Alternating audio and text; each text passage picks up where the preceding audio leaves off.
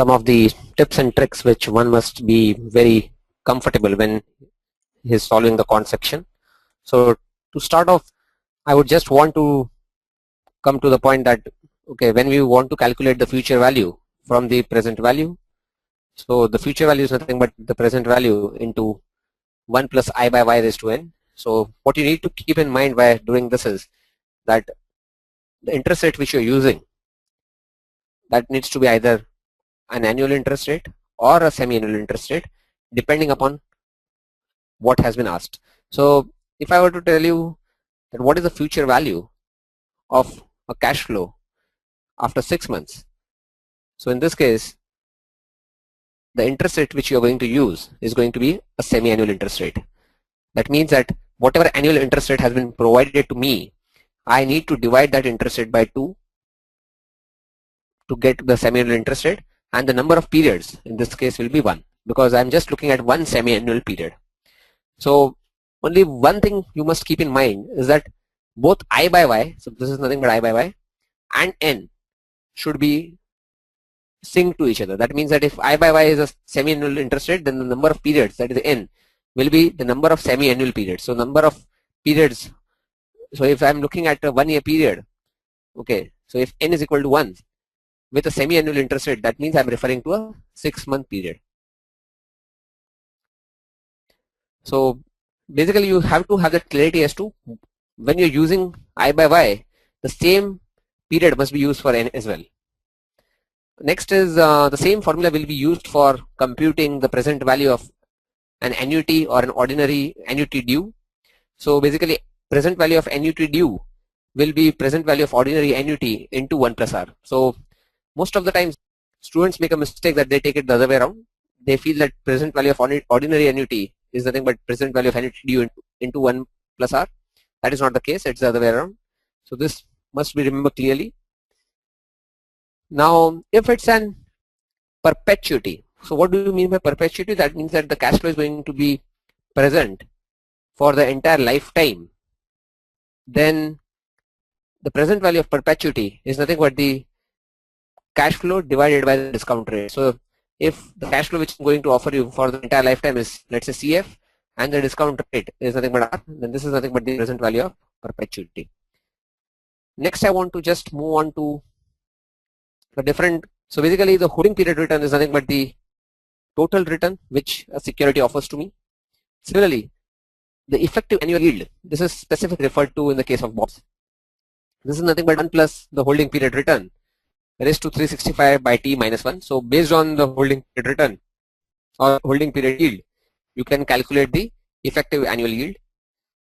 Now in case of certain instruments, commercial papers or this bank FDs, we have something called as the discount yield.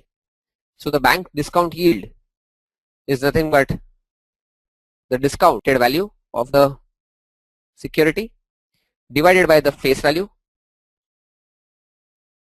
into 360 by the tenor for which this security is there. So this is nothing but actually the discount. If I were to say that there is a $100 face value bond and currently it is trading at a discount, or it was issued at, let's say, $97, so this is nothing but the issue price. So in such a case,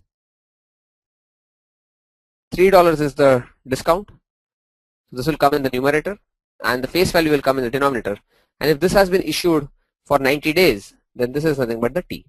So basically money market yield is typically used for money market instruments like certificate of deposit. So money market yield is derived using the bank discount yield. So once you have calculated the bank discount yield, you can calculate the money market yield. Now let me come to some of the formula based part. So first of all, if I were to compare the standard deviation, it is nothing but summation of xi minus x bar square upon n, or I will put this as mu, where mu is the mean and n is the population size, and I'll take a square root of this. However, this is only for a population. In case I am looking at standard deviation of a sample, then the formula changes a bit. So it becomes xi minus x bar square upon n minus 1, where the small n is the sample size. So students typically tend to make a mistake or they are a bit confused as to when one must divide by n, that is a capital N, which is the population size, and when one must divide by n minus 1. So in the denominator. Similarly, E of x is summation of xi pi. However, E of x square is summation of xi square pi. So you don't square the pi term. Now why we calculate this E of x square? Because this is one of the components when I'm calculating the variance of x, which is nothing but E of x square minus E of x the whole square. So basically E of x is nothing but the expectation of x. E of x square is nothing but the expectation of x square. So basically students tend to make a mistake as to they calculate E of x square as summation of xi square into the second term, which is nothing but basically the expectation of x is simply calculated as summation of xi pi. Now there should be no confusion as to what is the difference between variance and standard deviation. So variance is always denoted as sigma square, whereas standard deviation is always denoted as sigma. And whenever there is a volatility which is given in a question, it always refers to standard deviation. Now more you need to keep in mind is the difference between ROI more or the similar. However, in Sharpe ratio, you are comparing the portfolio return with the risk-free rate, whereas in the Roy's safety first ratio, you are comparing the portfolio return with a target return. So this is the difference.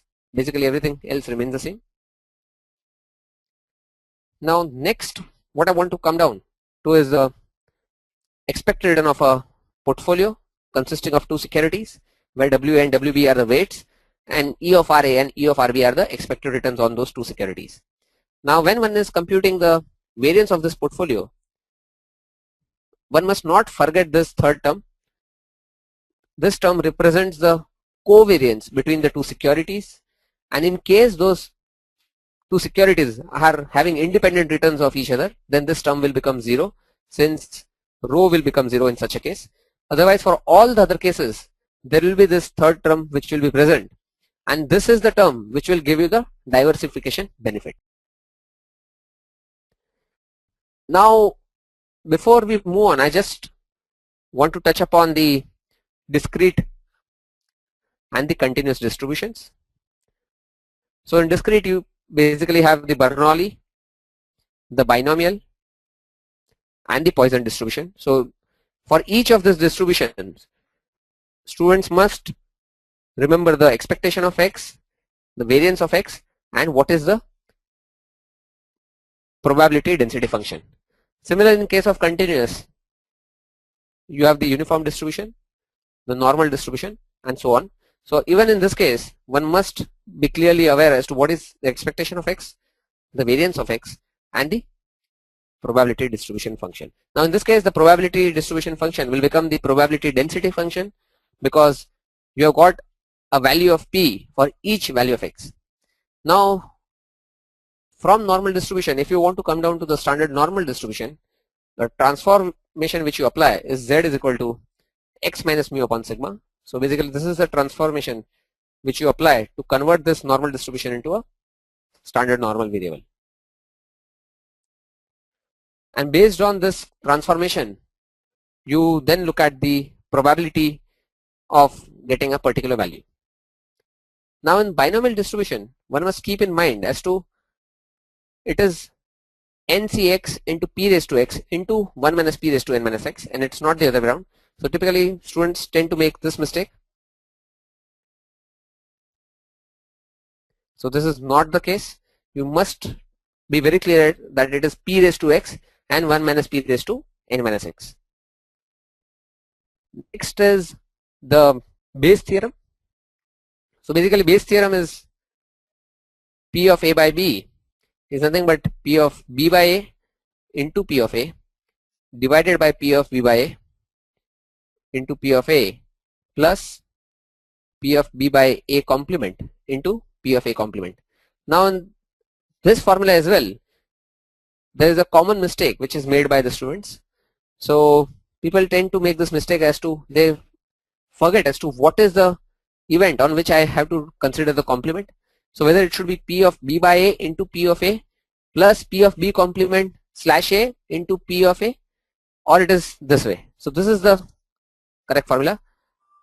The mistake which is made by students is they tend to write this as P of B by A divided by into P of A divided by P of B by A into P of A plus P of B complement by A into P of A. So this is not the case. So it's this formula which one must clearly remember. Now in this case, the priori probability is nothing but the probability of the prior event. So if I were to look at the formula which I am given here, A is the prior event, B is the event which is called the post event because it is dependent upon what outcome comes in the event A. So A is called the priori and B is called the post event. And now since I am calculating the probability or the updated probability of event A, which is the priori, given the value of B, this means I am updating the priori probability. So one must be very clear as to what is the priori and what is the post. So priori is always the event A and post is the event B, and in this case I am updating the value of event A by using the Bayes theorem. Now the first four moments which one must be aware with is the mean, then you have got the variance, then you got the skewness, and then you got the kurtosis. Now basically mean and variances are straightforward. Now in case of normal distribution, everything is specified by means of these two moments, so you did not go to this other two moments. However, skewness and kurtosis also help you to characterize the distribution. So skewness is nothing but if the distribution is not symmetric in nature, then it could be either positively skewed or it could be either negatively skewed, and that will be specified by the skewness coefficient. So for normal distribution, skewness will be 0 because it is perfectly symmetrically distributed. Similarly, kurtosis gives you an idea as to whether a distribution is having fatter tails compared to the normal distribution or it is having flatter tails compared to the normal distribution. So in case it has fatter tails compared to the normal distribution, it will have a higher peak or a taller peak. Such a distribution will be called leptokurtic, which will have a k greater than 3. In case it is having flatter tails and compressed distribution, then it is called platykurtic, where k will be less than 3. And then you have got the normal distribution, which is mesokurtic, where k equal to 3. Now typically what students make a mistake in this case is that they tend to relate this platy to the plateau or the peak, and typically they tend to characterize this distribution, which in reality is a leptokurtic distribution, as a platykurtic distribution. So it's not the case. So a higher peak does not mean it's a platykurtic distribution. Similarly, you will have a positively skewed, a negatively skewed, and a symmetric distribution. So in case of symmetric, all the three are the same, mean, mode, and median. Whereas in positively skewed, your mean is highest, followed by the median, and mode is the least. Whereas it is the vice versa in case of a negatively skewed distribution. Once you have looked at all the distributions, now we will look at hypothesis testing, or we will also look at the sampling theory.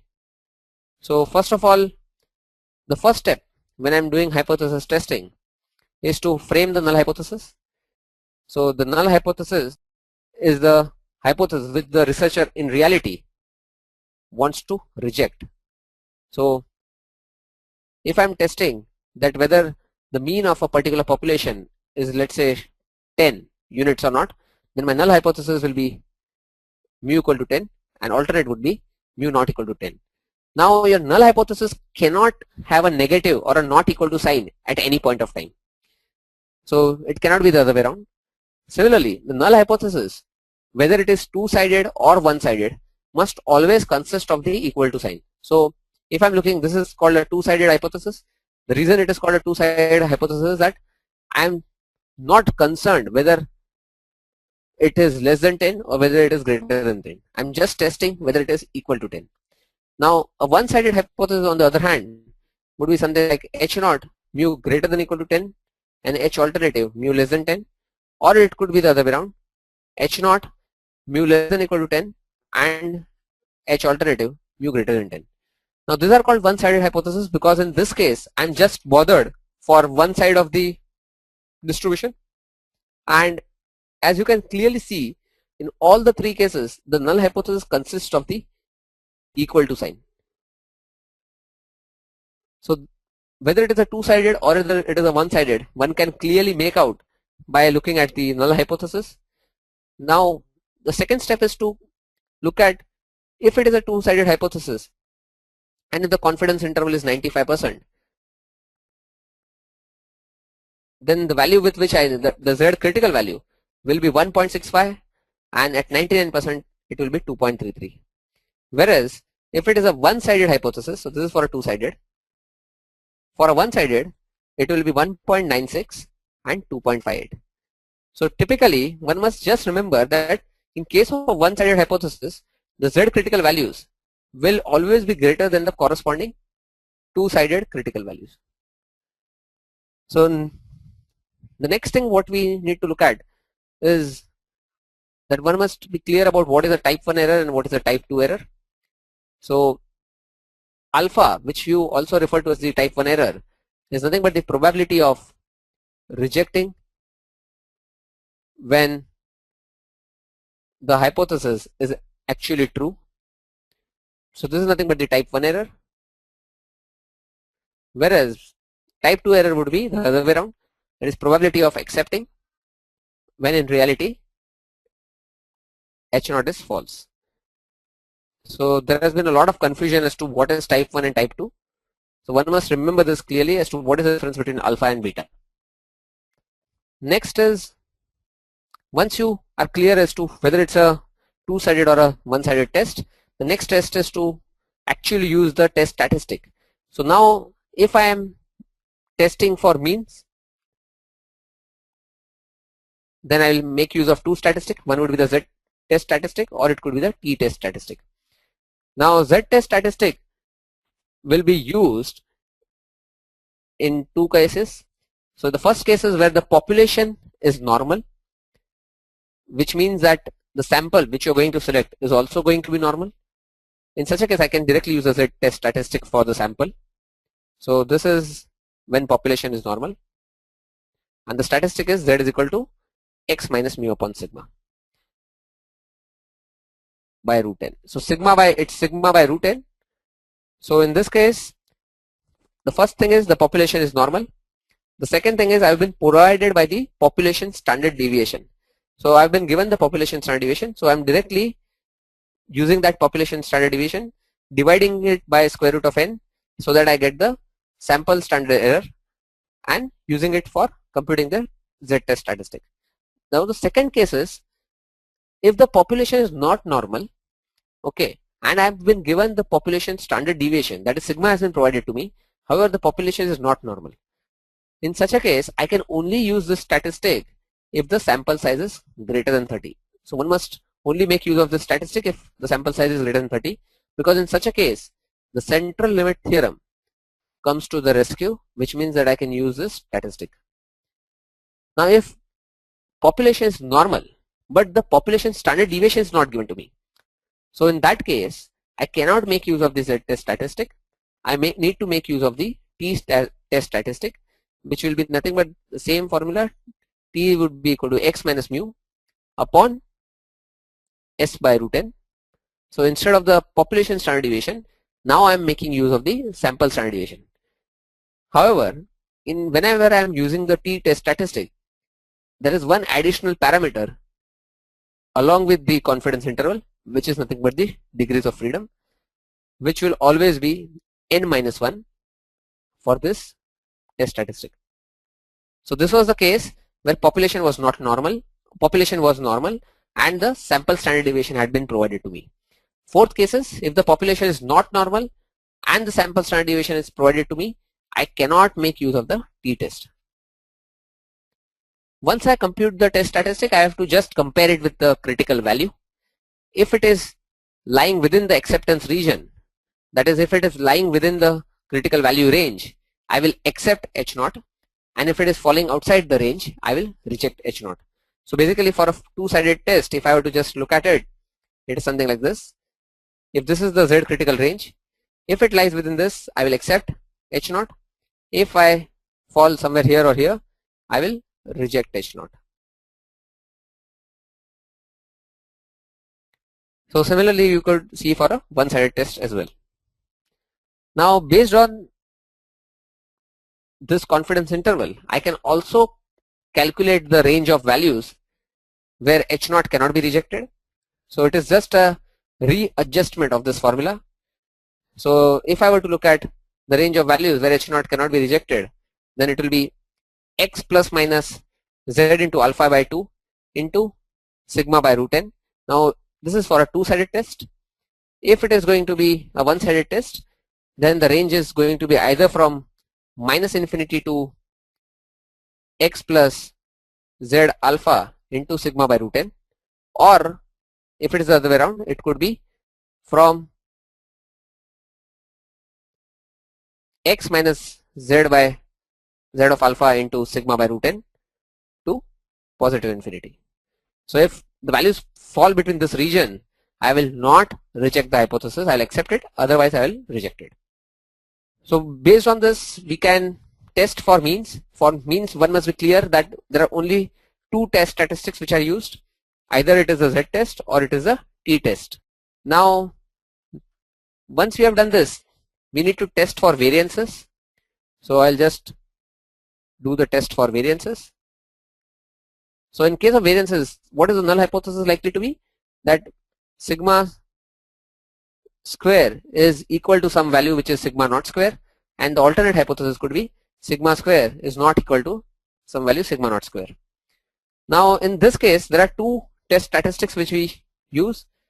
One is the chi-square test and the other is the F test. So these are only used for variances. These are not used for the means. Now the test statistic for chi-square test is given in the book, which is n minus 1 into s square by sigma square. Now this is only used when we are testing for a single variance. That means we are testing that variance of a single population equals some number or not. On the other hand, F test will be used when I am testing for two population variances. So this is only used for two population variances and not for a single population variance. And similarly, the F test statistic would be S1 square divided by S2 square, where S1 square and S2 square are the sample standard deviations or the sample standard variances of the two different samples which I have taken from those two different populations. In this case, the null hypothesis would be sigma 1 square equals sigma 2 square, whereas the alternate hypothesis could be does not equal sigma 2 square. So again, depending upon how the null hypothesis has been framed, I could either have a two-tailed test or a one-tailed test. Now just one thing which you need to keep in mind while using the chi-square test statistic or be it the F test statistic, these are not symmetrical distributions. So what do I mean by not symmetrical distributions? That if I were to look at the area under the curve, so the area or at the Z value or the chi-square value at 97.5 percentile, which is this, will not be the same at the chi-square value at 2.5%. Now in Z test or in the T test, these were symmetrical distributions. So you, whatever value calculated for this, the same value existed for this with the negative sign. In this case, it will not be the case. Both these values will be different and have to be separately looked in the table. Now, when we are, this is all to do with sampling theory or the sampling distribution. So whenever we are looking at sampling distribution, there are some biases which are present. So these are the kind of biases which are generally present, that it depends on the sample selection. You also have a survivorship bias, you have a time period bias, and so on. So one must be aware with what are the kind of biases which are present. One must be also aware with what is a best linear unbiased estimator, what are the properties of this term. So there are some properties which are existing for a best linear unbiased estimator, so one must know that. Now next, what I want to touch upon is a bit on the technical side or the technical analysis side. So using statistical techniques, I can use those techniques for even stock analysis. So either I could have a price-based indicators like moving average lines. So if I were to tell you that it's a moving average indicator or a moving average of 20 days, that means I'm considering the mean of past 20 days. So I'll calculate this on a day-to-day basis, and I will have a moving average line. So a moving average line which is trending upwards, that means that stock has been viewing or having a upward movement in the past months, or if it's a downward sloping line, that means the stock has been seeing some downward movement, that is the stock has been going down. Similarly, instead of the moving average lines, I can use Bollinger Bands. So Bollinger Bands makes use of the standard deviation. So one must have the clarity as to Bollinger Band is based on the standard deviation measure, whereas moving average is based on the mean measure. Then these are the price based indicators. Then I also have something like oscillators. So based on the market price, they are scaled around to oscillate around a given value. So the oscillators are generally ROC oscillators. So ROC measure is 1. Then I have got a relative strength index, or what I refer to as the RSI. Then I have got something called as the stochastic oscillator, and then I have got the MACD, which is nothing but the moving average, convergence and divergence. So one must just remember as to what are these different things belonging to. So one is a price based indicator, second is a oscillation based indicator, third we have got something called as a settlement based indicators. So settlement based indicators are nothing but things like put call ratio. So high put call ratio would mean that there is more of bearishness. Why? Because there are more number of puts compared to the number of calls. Then I would have a volatility index. A high value of VIX or the volatility index indicates bearishness. Again, so bearishness means that the market is likely to go down. Then you have got something like the margin debt, or that is how much of leverage is being used by the market. Then you have got something like short interest rate ratio, the arms index, the mutual fund cash position, and the new equity issuers. So all these are indicators which are used to understand the likely movement in the stock based on technical analysis. Now there are some other tricks which I would want to touch upon. So basically, always the arithmetic mean is greater than the geometric mean, which is also greater than the harmonic mean. So based on this, you can solve or simplify questions by just making the assumption that the arithmetic mean is going to be at least greater than or equal to the geometric mean. Now this is something which we already discussed, that standard deviation for sample will have a separate formula compared to the standard deviation of population, because in a sample you divide it by n-1, whereas for a population you just divide it by n. Now volatility also, we have just mentioned that it is standing for the standard deviation and not for the variance. People tend to get confused and use volatility as a measure of variance. People tend to make is while computing the variance of portfolio. So variance of portfolio, as we discussed, was WA square into sigma A square plus WB square into sigma B square plus 2 times rho into WA into WB into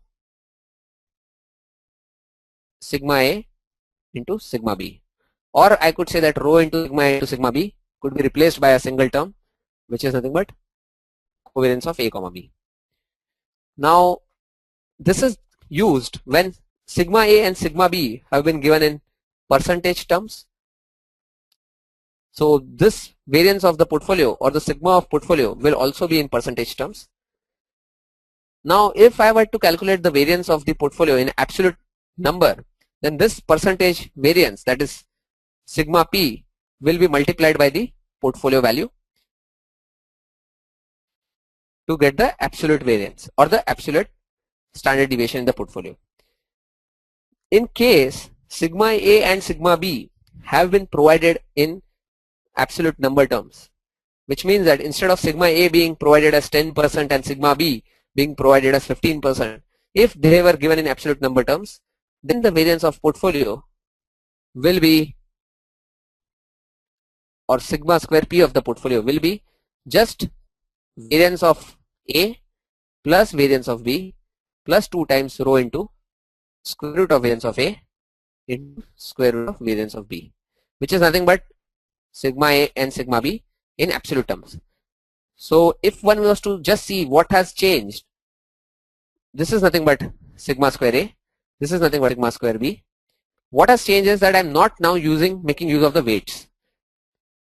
So in this case, I'm not making use of these terms, which was WA square, WB square and WLWB, which means that this has already been taken into account while having computed the absolute variance. So if I'm computing the variance of portfolio using the absolute variance, I will not take into account the respective weights. So this is something which people tend to make mistake in most of the things. So please be aware that as to when you have to make use of weights and when you don't make use of weights. Now, just one more thing which I want to touch upon is one must remember the Fibonacci sequence, because there are sometimes questions which are tested on the sequence. One must also remember what is the golden ratio. So the second series of numbers in the Fibonacci sequence, which is 1.618, is the golden ratio. So I remember that questions have been tested on what is the golden ratio. So golden ratio is first of all related to the Fibonacci series, and it is something 1.618. Now, one more thing which I want to touch upon is the Elliott wave theory, which was again a part of the technical analysis, and I did not touch upon in this slide. So in a bull market, according to the Elliott wave theory, an impulsive wave consists of up followed by down, again followed by up, then down and then up. So it's like the wave will consist of 5 steps: up, then down, then up, then down and then up. So this is for a bull market. Whereas for a correction based mode, that is nothing but a bear market, it will be a corrective wave will consist of a down followed by a up, which will be again followed by a down. So in a bull market there are 2 waves. You have an impulsive wave and a corrective wave. So this is a sequence of the 2 waves in a bull market.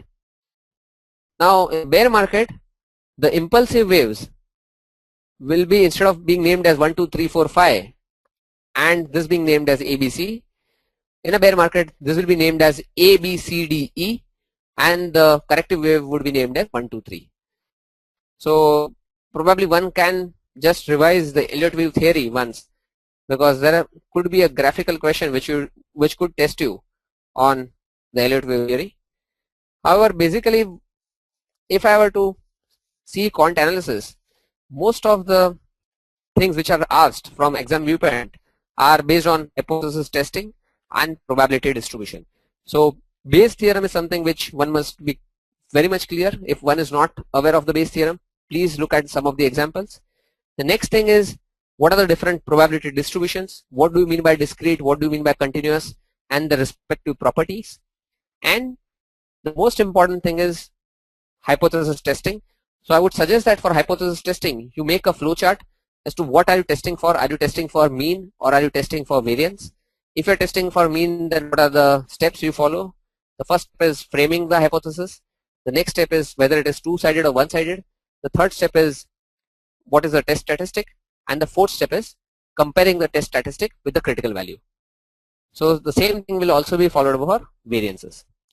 So with this, I think I have covered most of the things which need to be looked upon in the quant section. Now I would want to take up on the questions. Right. Before the questions, I'm sorry to interrupt. There's a link I'm sharing with everyone. I would like to know about your feedback for the same. The thing is, we have been receiving mixed feedbacks. So if people could let us know about how exactly do they feel about the series and whether we should continue with the same or not, it would be great. These are our Google Plus profiles, so you can just go there and you can simply give us a feedback. And also, just for the betterment of the series, I'm launching a poll. So please do respond to the poll.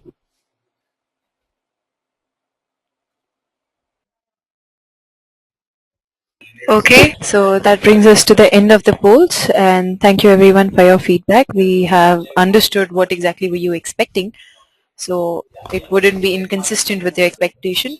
Just please do fill in our feedback so that we are sure that we're on the right path, and so are you. Also, for everyone who's attending this webinar, please drop a mail to yashu@enev.com. The slide that you saw, there was a screenshot of our mind maps. So all the attendees of this webinar and henceforth will receive discounted priced mind maps. So please do drop a mail, and looking forward to your feedbacks. And I think now you can take on questions, Vignesh. Okay, so first question what I wanted to address is variance of portfolio with absolute variance of asset. So this is something which I just discussed at the end, that in case the variances of the two assets have been given in absolute number terms, then I will not make use of the respective weights while calculating the variance of the portfolio, because that has already been taken into account while deriving the absolute variance of the asset. So normal formula which you use, which consists of the weights, that is typically used when variances have been given in percentage terms. So this is used when this is given in percentage terms. However, if this is given in absolute number terms, then I will not make use of the weights. I'll directly take that variances and I'll just use this formula. So basically, for absolute numbers, variance of the portfolio would be sigma square A in absolute number terms plus sigma square B in again absolute number terms plus 2 times rho into sigma A in absolute number terms into sigma B again in absolute number terms. So that is for absolute variance. The answer will also be in absolute number terms. Whereas in this case, the variance of the portfolio is going to come in percentage terms, which if I multiply with the total portfolio value will give me the absolute variance.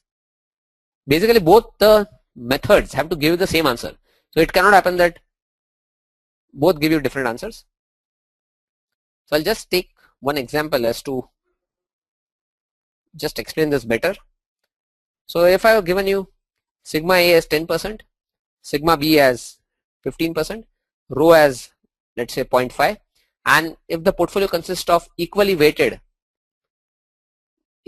of A and B, then first I'll calculate sigma P, which will be sigma square P, which will be calculated using this formula. Why? Because the variance or the standard deviations have been given in percentage terms.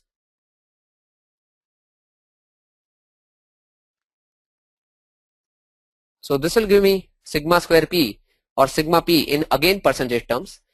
If I calculate the sigma P in percentage terms, multiply by the total portfolio value, this will give me the portfolio standard deviation in absolute number terms. So this will be in dollar terms. On the other hand, if I were to give you sigma A as let's say $1 million, sigma B as $0.5 million, and again rho as 0.5, and if again this is a equally weighted portfolio, then in that case I did not make use of the weights. It is WA and WB which is equal to 0.5, but because this sigma A in dollar terms already takes into account the weights, so in this case sigma portfolio would be directly sigma square A plus sigma square B plus 2 times rho into sigma and sigma B. So in this case I am not using the weights. So I think this is to do with this. Okay, now what is the next question I'm taking is, is this standard deviation of portfolio and portfolio return given in the user book. Okay, so this is probably the standard formula which you are given always. Is this formula, because standard formula which you calculate assumes that both sigma A and sigma B are given in percentage terms. So this is the standard formula which will be given in the user book. However, the questions may directly test you on the basis of absolute standard deviations. So in the questions you may have something where you may be given the absolute standard deviations. So what mistake you did not make is that you don't use the weights again if you are given the standard deviations in absolute number terms. Next, what I want to look at, is there any practical thing or sums present in technical analysis? No, it will not be testing you for any practical questions. Moreover, it will be just testing you for what do each of the indicators mean and to what kind of indicators do they belong. So is it a oscillation kind of an indicator, or is it a price based indicator? So it will just test you for those kind of things. Probably it will also test you for things like when is the stock overvalued or when it is undervalued.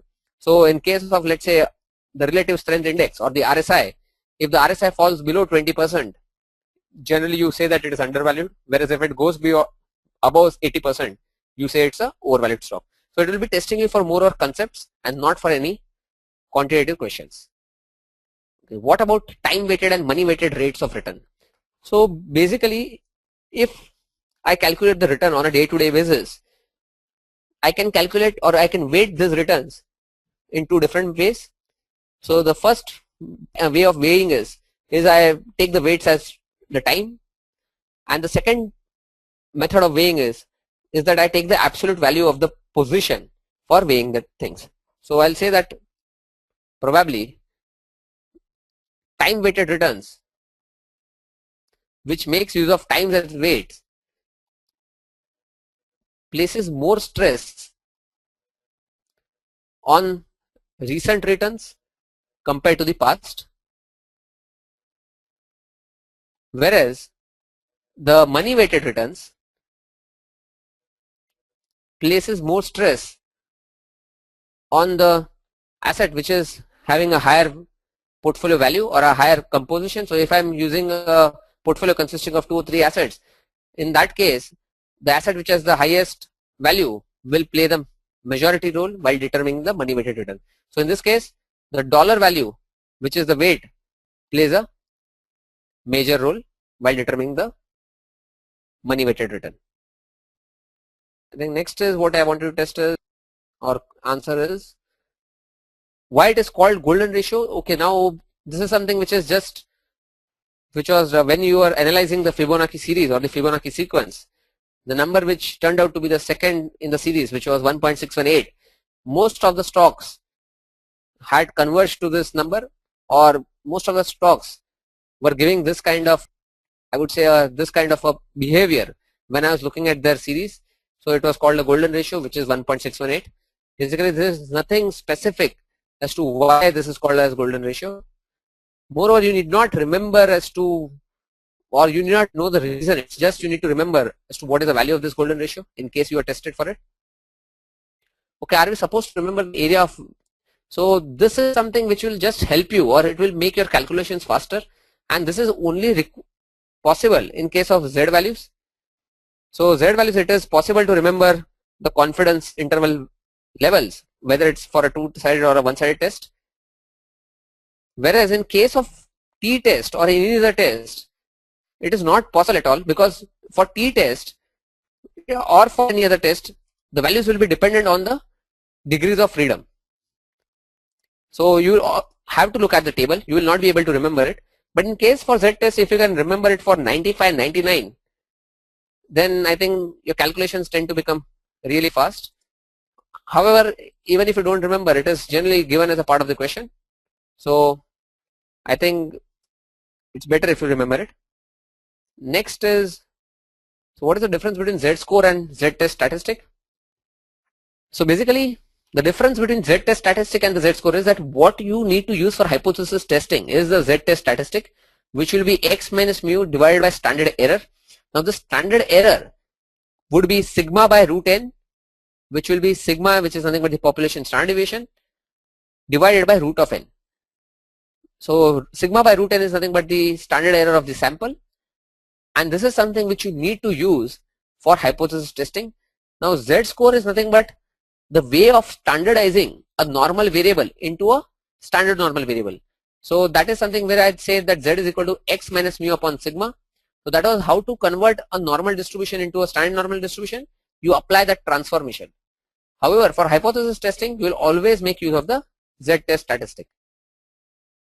So basically, they do not mean the same thing. However, the formula for them is something different, because the z-test statistic formula is derived using the z-score model. Okay, if you have n assets and we have to calculate the variance of the portfolio, how do we go about? Since we have less number of equations, okay, so for an n asset portfolio, why will you not be able to calculate the variance? Because if you have got an n asset portfolio, okay, the variance of the portfolio will be nothing but, okay, I'm just making use of some space. For an n asset portfolio, variance of the portfolio will be nothing but w1 square sigma 1 square plus w2 square sigma 2 square, so on till wn square sigma n square, plus there will be some more terms. So there will be n terms for the variances, and there will be n into n minus 1 by 2 terms. So these are the number of terms which are going to be for covariances. So what are those terms going to be? It will be like 2 times w1 w2 into rho 1 2 into sigma 1 into sigma 2. Then you would have 2 times w2 w3 sigma 2 sigma 3 w1 into w3 and so on. So such number of terms is going to be n into n minus 1 by 2. And the additional constraint what I'm putting is, okay, so this is a way I calculate the variance of a n asset portfolio. Now generally when you are referring to n asset portfolio, the questions which are tested in the exam is that what is the variance of an n asset portfolio where each of the asset has an equal weight, which means w1 is equal to w2 is equal to w3 is equal to some weight w, and also all the variances have the equal value. So in such a case, generally this is a question which has been tested a lot many times. Variance of portfolio will be w square, or each of the asset is having a weight which is equal w. So there are n assets which is equal to 1, and each of them are the same, which means n times w is equal to 1, which means the weight of each asset is going to be 1 by n. So in such a case, variance of portfolio is going to be 1 by n into sigma square plus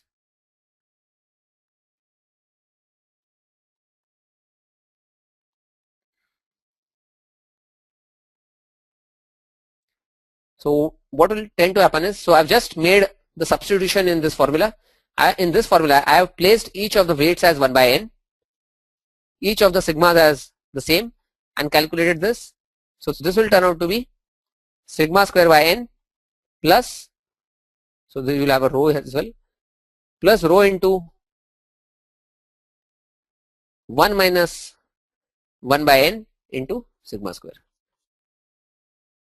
So this is the variance of a portfolio for an n asset portfolio, each having the same weight and each having the same variance. The next is when to use the p-value in hypothesis testing. So basically p-value is a way to reject or accept hypothesis. So generally it will be directly given in the question, and you would have to compare this p-value with the critical value. So what happens in case you are not given the value of the test statistic? So whenever you are looking at hypothesis testing, first you calculate z calculated or t calculated, and then you tend to compare this with z critical or t critical, and based on this comparison you either accept or you either reject the hypothesis. Now on the other hand, if this is something which is not given to you, on the other hand you are given that the p-value for the test is, let's say, 2% or 3%, and based on this you have to infer whether you have to accept or reject the hypothesis. Then you will accept the hypothesis when p-value is greater than alpha by 2 for a two-sided test, or p-value is greater than alpha for a one-sided test. So this is when you accept the hypothesis. And if it is the other way around, p value being less than alpha by 2 or p value being less than alpha, you reject h0. So it's another way of doing the hypothesis testing. Okay, so this is the question which I want to answer. How can interpret purchase 10 3 by 8 for 103 11 32 and sells it 1 year later for 101 13 32? So first of all, 10 3 by 8. Okay, so how do you interpret this as? It's nothing but, first of all, I'll write it as 10 3 by 8 is nothing but 100 plus 3. So that is the way how you convert this is 100 plus 3, which will give you 103, and 3 by 8, you add 3 and 8 and divide it by 32. So this is the way it is done.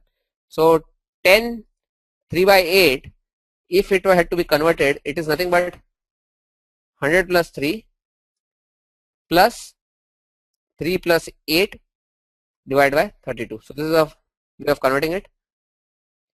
Next is holding period return. Once I converted it into this formula, so 103 11 by 32 is nothing but 103 plus 11 by 32 in decimal terms. Okay, so it is going to be something like 103.33. After 1 year, he is selling it for 101 13 by 32. So it will be close to 101.33. So in this case, the holding period is of 1 year. So holding period return is going to be 101.33 minus 103.33 divided by the initial value. So whatever that value comes out to be, so that will be given as the holding period return. So it will be a negative return because the value of the bond is falling down. The next what I would want to touch upon is, for sample cutoffs, why do we put in a power of 4? So in this case, the cutoffs is nothing but the fourth movement. We have discussed 4 movements, first being mean, second being variance, third being skewness, and fourth being the cutoffs. So in skewness, you will always find a power of 3, whereas in cutoffs you will find a power of 4. Similarly, if I were to look at variance, I would have got a power of 2. So since it is a fourth moment, you get in a power of 4. Okay, one more question I would want to take is, I came across a question on money weighted return where purchase of shares was taken as outflow and sale and dividend were inflow. It's the opposite of, okay, so purchase of shares will be an outflow because first of all, see, when you are purchasing the shares as a company, you are giving money to the shareholders. So that is like, whenever I'm going to purchase the shares as a company, I'm going to take my shares back and give the money out. So which means if I'm looking at the cash flow statement of the company, it's an outflow. On the other hand, dividends. So if I'm not mistaken, this is nothing but dividend which I'm receiving from my other subsidiaries or other companies. If I'm a holding company and if I've got significant stake in other companies, whatever dividend I receive, that should be taken as inflow. So just look at a convention as to, whenever I'm purchasing the shares, it will be, I'm giving out cash. When I'm receiving dividends, it is inflow of cash. If I'm giving dividends, then it is again an outflow of cash. Okay, next is, see, basically when I'm looking at, so just to sum up, whenever we are looking to revise the quant section, I would say that if you are going to revise the entire section in, let's say, 3 hours or 4 hours, I would suggest that please put at least 1 hour on the probability distributions and the Bayes theorem, 1.5 hours to 2 hours on hypothesis testing, because most of the questions which should be tested will be on hypothesis testing, and only you can put probably half an hour to 45 minutes on the rest of the stuff, which is probably technical analysis or probably Sharpe ratio or the safety criterion, which is the Royce safety criterion, and on the rest of the stuff. So I would say that please practice questions on hypothesis testing. Please look at probability distributions. Also look at what is probability density function, what is a cumulative density function. So cumulative distribution function is something which I have not covered in the slides, but I would say that you have to be very clear as to what is the difference between those two.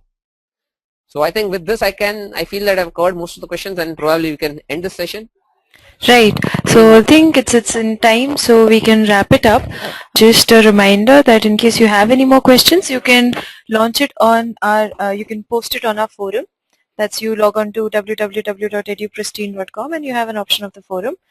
In case the demo that you had, there was a snippet that was for our mind maps, and in case you would want them at a discounted price, which we would release at the end of the series tomorrow, please drop a mail to yashu@eneev.com. That's spelled as YASHU@ENEEV.com.